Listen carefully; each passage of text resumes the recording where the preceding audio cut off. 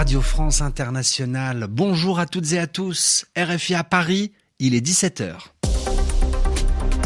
Le journal en français facile. Adrien Delgrange. Nous sommes le mercredi 17 janvier.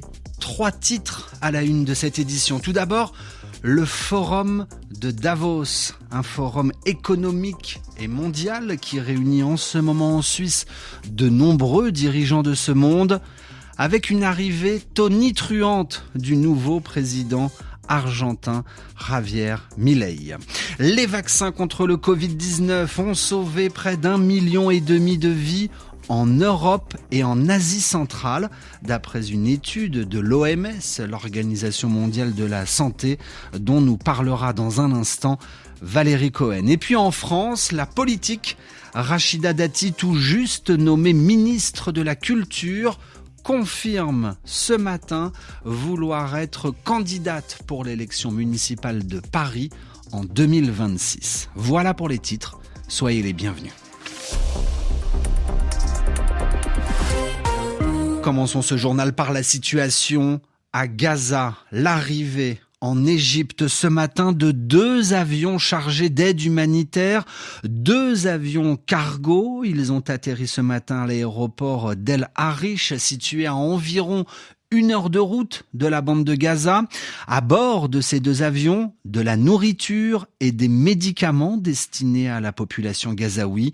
Une aide humanitaire destinée également aux otages israéliens retenus par le Hamas. Depuis le début de cette guerre entre Israël et le Hamas, de nombreux pays arabes appellent à boycotter certains produits. Des appels à ne plus acheter, à ne plus consommer des produits américains ou européens se multiplient et les conséquences se font déjà ressentir. Exemple, le PDG de McDonald's qui reconnaît l'impact du boycott sur l'activité du groupe au Moyen-Orient. Exemple en Égypte avec ce reportage signé Léonie Lebrun. C'est un store estampillé Coca-Cola qui abrite la petite épicerie de Hassan. Pourtant, les sodas américains ont disparu des étals. Si tu me réclames un Pepsi, il n'y en a pas. Depuis le début de l'assaut israélien sur Gaza, sa clientèle boude les produits occidentaux. Même si on leur en propose, les gens ne les achèteront pas. Les gens achètent des produits égyptiens ou saoudiens. Il y a eu des boycotts avant ça, mais jamais comme aujourd'hui. Les restaurants McDonald's ou Starbucks se sont eux aussi désertés. Bahiga était pourtant une cliente régulière. On allait chez McDonald's 1 fois par semaine. Maintenant, on va boycotter toutes les marques occidentales qui sont responsables du financement d'Israël. En boycottant les marques occidentales, on leur donne une petite leçon. On peut vivre sans leurs marques. Les applications dédiées au boycott sont même apparues. Sayed en utilise une au quotidien. Je scanne le code barre des produits et l'application me dit si je peux acheter ou si c'est sous boycott. Ça me permet d'être aux côtés des Palestiniens de Gaza. C'est vraiment simple et efficace. La pression par l'économie est très efficace. Les Égyptiens qui font face à une grave crise économique voient aussi dans ce boycott une opportunité de relancer les entreprises nationales. Léonie Lebrun, Le Caire, RFI. L'arrivée remarquée de Javier Milei au Forum économique de Davos qui se déroule en ce moment en Suisse. Première sortie du nouveau président argentin sur la scène internationale. Et pour lui, le monde occidental est en danger à cause du socialisme qui mène à la pauvreté. Et d'ajouter, les principaux dirigeants du monde occidental ont malheureusement abandonné ces dernières années l'idée de liberté au profit de différentes versions de ce que l'on appelle le collectivisme, a-t-il lancé à la tribune devant de nombreux dirigeants occidentaux. Emmanuel Macron, le président français, doit prendre la parole dans la journée lors de ce forum économique de Davos. RFI à Paris, 17h05, le temps de l'analyse pour l'OMS. L'Organisation mondiale de la santé se penche sur les vaccins contre le Covid-19. Ces remèdes sous forme de piqûres et qui ont pour but de lutter contre le coronavirus ont-ils été utiles ? D'après l'étude de l'OMS sur l'Europe et l'Asie centrale, la vaccination contre le Covid a permis de sauver des vies avec ce chiffre heure avancée. Valérie Cohen, bonjour. Bonjour. 1 400 000 vies ont été sauvées grâce au vaccin contre le Covid.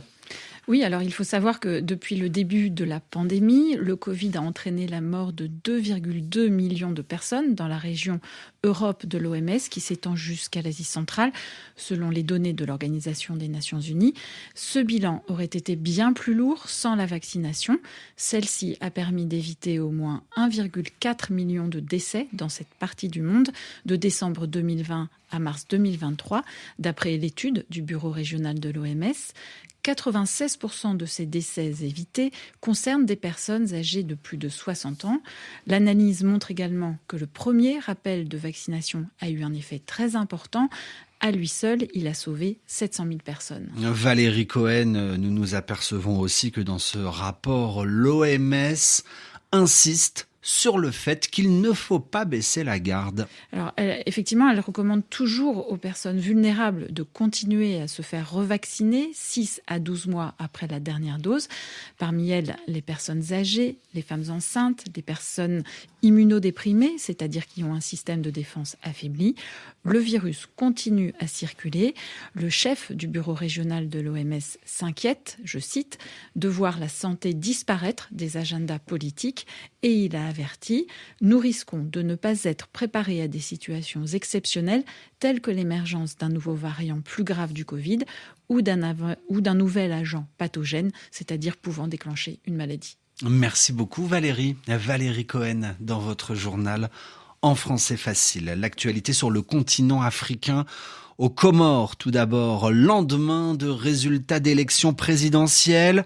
Un lendemain mouvementé après l'annonce de la victoire d'Azali Assoumani à l'élection présidentielle. Ce matin, des heurts, des bagarres ont éclaté entre protestataires et forces de l'ordre. L'opposition crie à la fraude et réclame l'annulation de l'élection. Le centre de la capitale, Moroni, qui compte quelques 100 000 habitants, a été bouclé par les forces de l'ordre. Le journal En français facile. La politique en France et la nouvelle ministre de la Culture qui se verrait bien aussi maire de Paris en 2026. Tout juste nommée ministre par Emmanuel Macron, Rachida Dati a confirmé ce matin qu'elle serait candidate aux prochaines élections municipales de la capitale française. Valérie Gasse. Elle est libre, Rachida Dati. Emmanuel Macron s'en est félicité lors de sa conférence de presse. La nouvelle ministre de la Culture l'a prouvé dès ce matin sur RTL en affirmant « Mon objectif, c'est Paris. Vous serez candidate à la mairie de Paris ? C'est dans 3 ans, bien sûr. Je l'ai toujours dit. » À peine nommée et décriée comme ministre de la Culture, la voilà candidate pour mener la bataille électorale dans la capitale. À en croire le chef de l'État, cette question n'a pas été l'objet d'une discussion ou d'un accord avant sa nomination au gouvernement.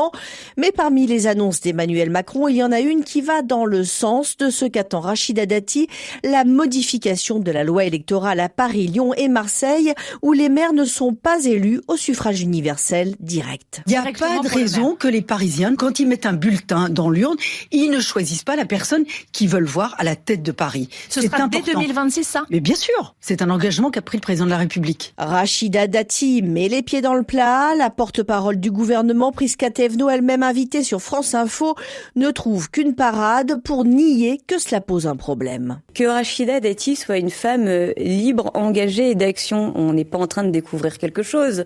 On va pas se dire que le feu ça brûle et l'eau ça mouille là. Une manière de dire qu'il fallait s'attendre à ce que Rachida Dati fasse du Rachida Dati. L'actualité en France, c'est aussi la relaxe pour Olivier Dussopt. L'ex-ministre du Travail n'est donc pas coupable des faits qui lui sont reprochés. Il était jugé dans une affaire d'attribution de marchés publics du temps où il était maire. Olivier Dussopt se dit heureux que son innocence soit reconnue. Après le passage du cyclone Bellal sur l'île de la Réunion, un 4e mort a été identifié. Une personne victime d'intoxication. Et puis du football à la CAN, on attend dans moins d'1 heure Maroc-Tanzanie et puis à 20h temps universel, la RDC qui accueille la Zambie. C'est la fin de ce journal. Merci de l'avoir écouté.